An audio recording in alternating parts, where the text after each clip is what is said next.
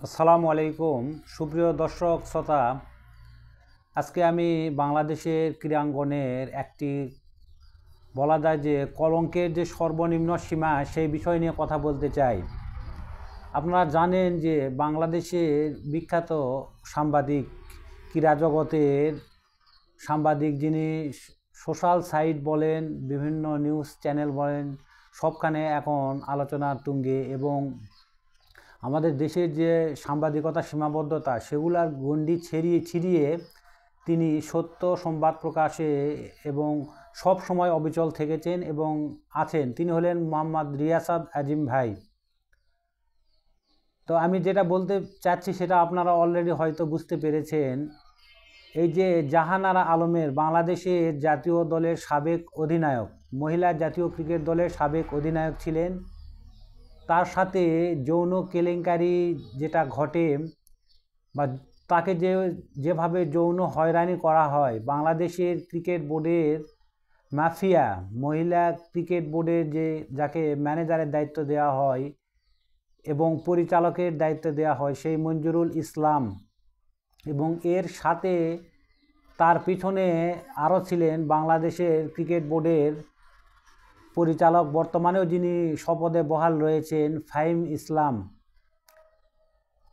এরকম আরও অনেকেই রয়েছেন যারা এই নারী ক্রিকেটদের বিভিন্নভাবে শারীরিক মানসিকভাবে যৌন নির্যাতন করেন, কিন্তু আসলে নিজের যে স্বাধীনতা, নিজের সম্মানটা সবাই কিন্তু বিক্রি করতে চায় না।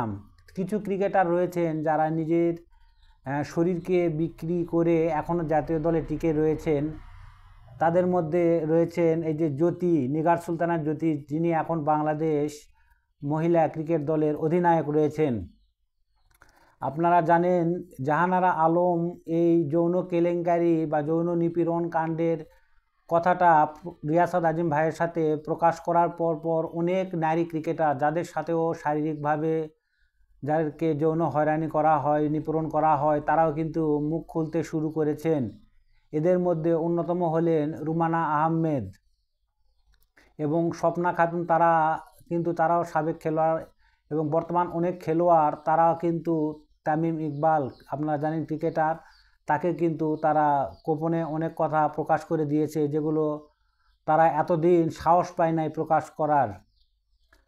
অনেক ক্রিকেটার রয়েছেন যারা ক্যারিয়ারের চিন্তা করে, পরিবারের চিন্তা করে এতদিন মুখ বুজে অনেক কিছুই সহ্য করেছেন, কিন্তু জাহানারা আলমের এই সাহসিকতার কারণে বর্তমানে অনেক নারী ক্রিকেটার যারা জাতীয় দলে খেলছেন বা জাতীয় দলের বাইরে রয়েছেন, তাদের সাথে কি ঘটেছিল সেসব ঘটনা তারা প্রকাশ করছে। আসলে বাংলাদেশ এমন একটা দেশ, এখানে সুষ্ঠুভাবে সুন্দরভাবে কোনো কাজই হয় না, বা করতে গেলেও এখানে পদে পদে বাধার সম্মুখীন হতে হয়।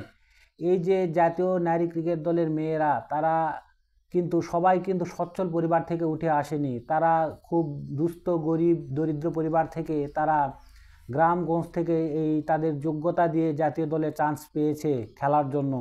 কিন্তু এখানে এসেও তারা সেসব বোর্ডের যারা কর্মকর্তা রয়েছেন, কোচ রয়েছেন, ফিজিও রয়েছেন, তাদের কিন্তু কুনজরে পড়ে এবং তাদেরকে শারীরিকভাবে হেনস্থা করা হয় এবং যৌন নির্যাতনা করা হয়। তারপরও তারা মুখ বুজে এগুলো সহ্য করেছিলেন, কারণ তারা বলেছি যে তারা দরিদ্র পরিবার থেকে উঠে এসে তাদের পেটের চিন্তা করে, তাদের পরিবারের চিন্তা করে অনেক কিছু তারা সহ্য করেছেন। এবং যেগুলো মেয়ে সহ্য করতে করতে একবারে সীমার উপরে উঠে গেছে। আপনারা জানেন যে কোনো খারাপ কাজ, মন্দ কাজ, এটা কিন্তু গোপন থাকে না, একদিন না একদিন প্রকাশ পায়। সেটাই অবশ্য সে প্রকাশ পেল। এবং দেখা যাক যে বিসিবি ইতিমধ্যে তারা একটি কমিটি গঠন করেছে। এই কমিটি তারা সর্বশেষ কি রিপোর্ট দেয় এবং বাংলাদেশের যে আইন আছে তারা কি ব্যবস্থা নেয়। আসলে যদি এর বিরুদ্ধে এখন ব্যবস্থা না নেওয়া যায়, তাহলে কিন্তু অনেক সুন্দর সম্ভ্রান্ত পরিবার থেকে কিন্তু অনেক বাবা মা চায় যে তাদের মেয়ে বাংলাদেশ ক্রিকেটে খেলে দেশের জন্য অবদান রাখুক, দেশের মুখ উজ্জ্বল করুক, তাদের পরিবারের মুখ উজ্জ্বল করুক। তারাও কিন্তু ভয় পাবে এসব খেলায় তাদের মেয়েকে পাঠাতে।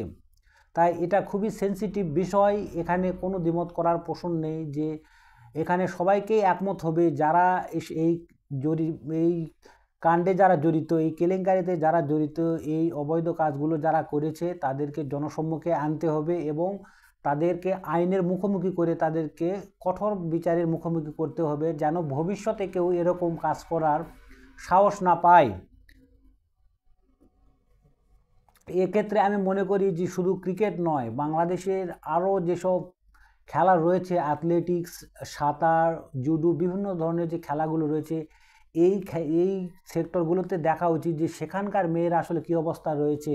বা ফুটবল, আমার তো মনে হয় যে সেসব খেলাধুলায় যেসব মেয়েগুলো আছে তাদের সাথেও এমন কোনো ঘটনা ঘটেছে, এটা কিন্তু এখন অবিশ্বাস করা যাবে না। এটা অবশ্যই সন্দেহ ও জাগতেছে সবার মধ্যে যে সেসব ক্রীড়া জগতের মেয়েরাও দেখা যাচ্ছে যৌন কেলেঙ্কারি অবশ্যই তারাও হয়তো বা শিকার হয়েছে। আরেকটা বিষয় আমি বলবো যে এই যে বর্তমানে যে বিসিবির যে পরিচালক, অনেকে আপনারা জানেন যে নতুন হলো, তার মধ্যে একজন বাংলাদেশের বিখ্যাত গায়ক ছিলেন আসিফ আকবর। তিনি ক্রিকেটের পরিচালক পদে যোগদান করেছেন। যোগদান করেই তিনি একটি বিতর্কিত মন্তব্য করেন যে ফুটবল খেলোয়াড় যারা রয়েছেন তারা নাকি হাতাহাতি করেন, মারামারি করেন, আর ক্রিকেট খেলা নাকি ভদ্র, খেলোয়াড়েরা নাকি ভদ্র। তো তাহলে ক্রিকেটের যৌন কেলেঙ্কারি এত কেন? ফুটবলে তো এরকম যৌন কেলেঙ্কারি এখনও প্রকাশ পায় নাই।